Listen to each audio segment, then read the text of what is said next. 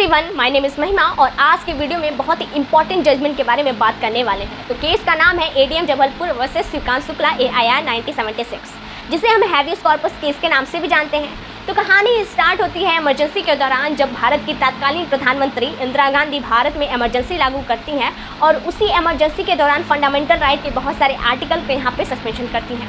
खास तौर पे बात की जाती है केस में आर्टिकल 21 की, जो बात करता है right to life and personal liberty की।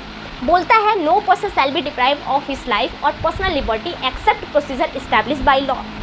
अब इस सस्पेंशन के दौरान बहुत सारे लोगों को maintenance of internal security act यानी मीसा के तहत बहुत सारे लोगों को डिटेन कर लिया जाता है।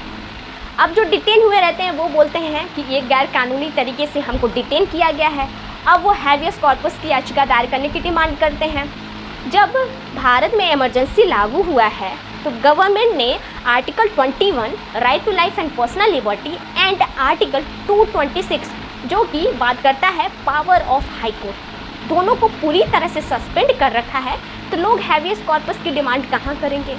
तब इस केस में बात की जाती है कि क्या इस आर्टिकल 21 जो है उसको इमरजेंसी के दौरान लागू किया जा सकता है। ये बहुत बड़ा क्वेश्चन था उस टाइम पे।